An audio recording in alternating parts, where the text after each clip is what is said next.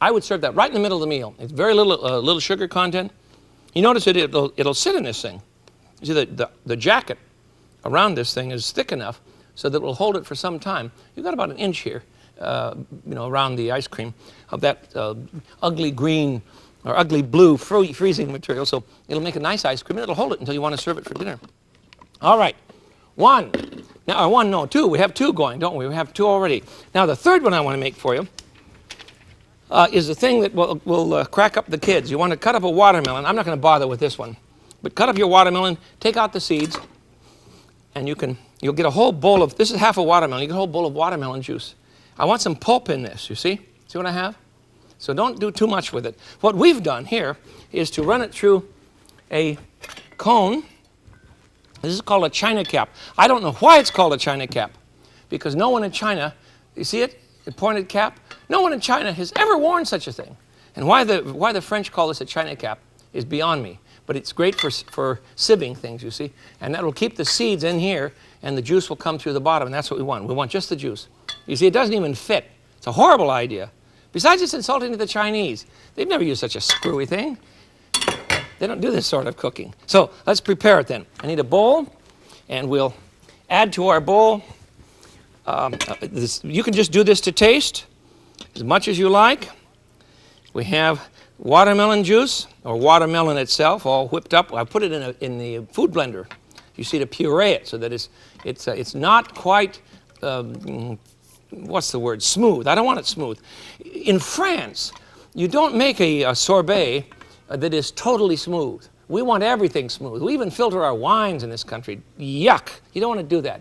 In France, they like things to be a little grainy when it comes to ice creams and ices. And that's very attractive to the American tourists when they go over there. Now, we need a tiny bit of salt in this because the watermelon is a little bit different creature than our normal fruits. Just a little bit of salt to support it. And then some sugar. And you just have to add sugar to taste. I'm assuming just a smidgen.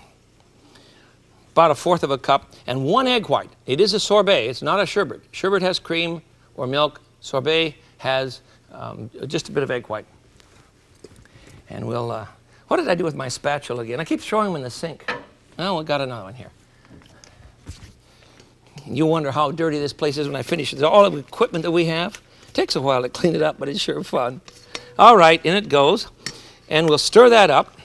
Blend it in gently. Don't do too much to it. Fold it in. Put that in the mixer. Again, I'm using this ice cream machine. It's called a Donvier. Donvier, I think that's how you pronounce it. It's a Donvier. There. That would go in the machine. Let me show you what you get.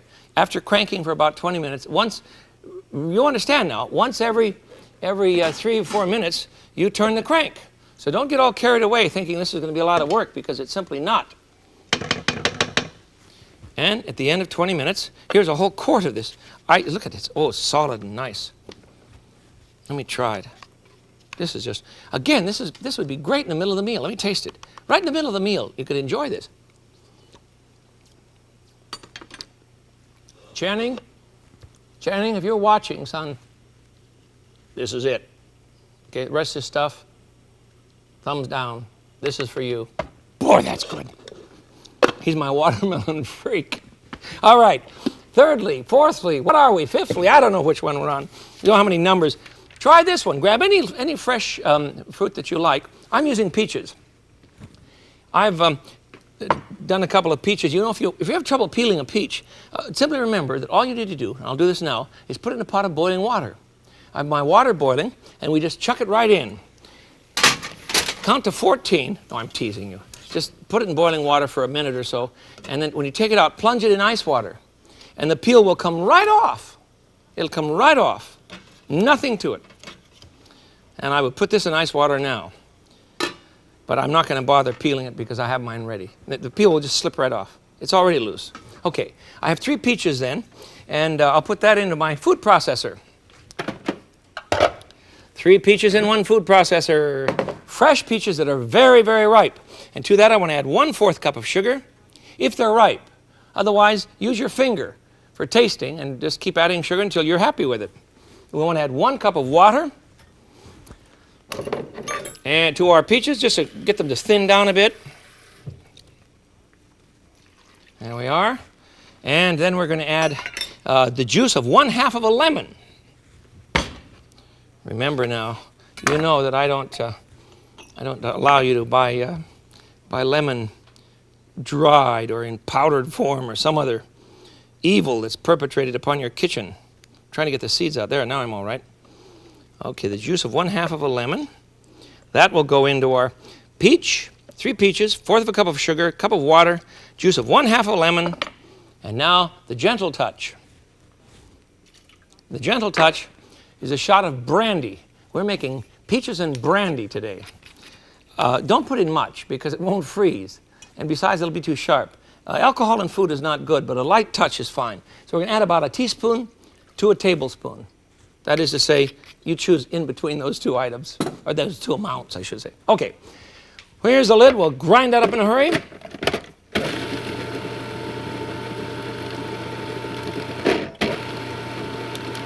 I'm going to have to let that run for a while.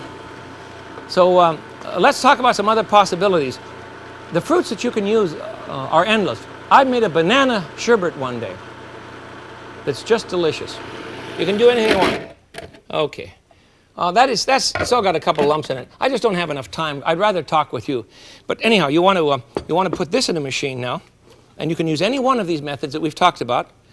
That's all you need, you see. It has nothing in it but water, sugar, peaches, a little bit of lemon juice, and a shot of brandy. And look how it sets up. I've already done one for you. Why am I taking credit for this? I had a friend stand here and crank these for me. She was cranking 4 at a time at one point. Oh, she doesn't seem to mind. That's nice. Here it is. Here it is. This is hand cranked by Marion. Talk about class. Here's a peach sorbet. Again, because it's not terribly sweet, this would be perfect. I'm going to taste it for you. Perfect in the middle of the meal. It's just like eating a fresh peach that's undergone complete reprocessing with ice. Wonderful dish. Oh, that's good.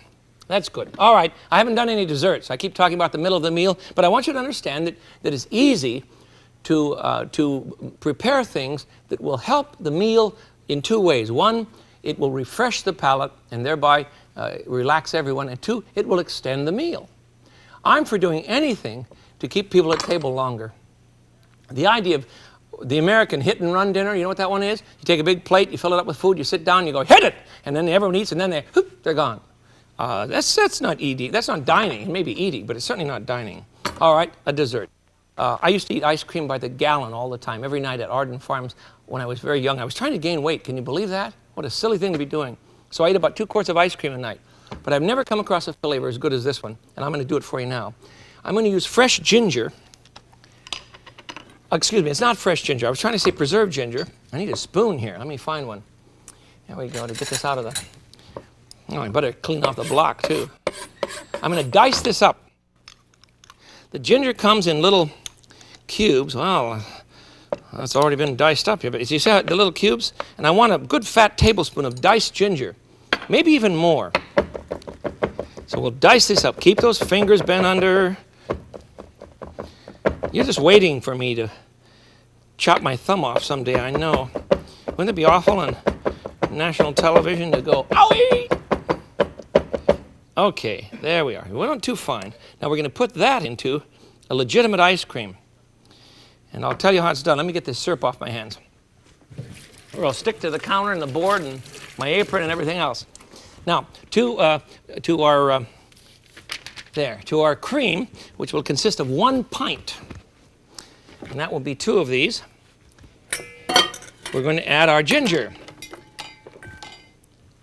That one's been used. Where's a full one? Here they are, 2. Got all this cream sitting here. 1, 2. Okay, that's 1 pint of cream. There we are. I'm going to add 1/8 tablespoon of salt. You put salt in ice cream? Yes, you do. And 1/2 cup of sugar into the cream. And a good fat tablespoon, maybe even more. in the way of the ginger. You see, this is the ginger we chopped up already. This is what they call preserved ginger. It comes in syrup. There's also another product in the market called dried ginger or sugared ginger, crystallized ginger. You can use this if you can't find the preserved ginger, but soak it in water first, hot water for a while, so that it moistens up. It's very, very dry this way. And I like the preserved better, much better. Now, I would warm this over water, over a water bath on the stove, or over very, very low heat until the sugars dissolve. Just warm it for a short time. Do you know how hot milk gets when they pasteurize it? It's exactly 180 degrees. That was a process reached by Louis Pasteur. Do you remember all that? 180 degrees will kill off any buggy poos that are in the milk, but beyond 180 degrees, it changes the flavor. So I don't want you to cook your ice cream. It just won't be as fresh and nice. There we are. Now that, again, will go into any kind of the ice cream maker you want to use. You can use the hand crank, you can use the refrigerator method, or you can use one of these ice cream machines. And let me show you what you get. I have one already for you again. Sorry about that. I found it. I found it. Here it is. And one more clean spoon here. This is ginger ice cream. Oh, ginger. Obviously, this is a dessert. This is not for sharing in the middle of the meal, because it would simply wear you out. That is so smooth and so rich.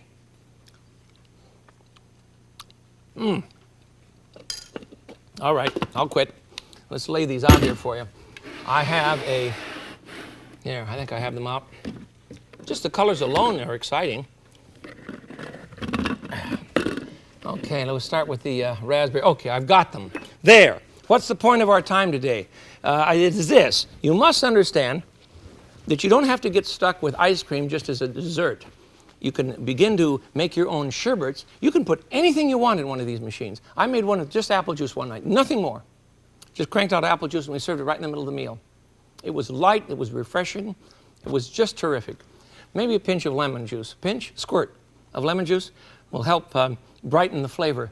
But understand that it's much better for you to feed your children that kind of dessert than the sort of thing you get in one of those frozen dippy bars, you know, that all that artificial chocolate on the outside or ice milk milkshakes at the drive-in.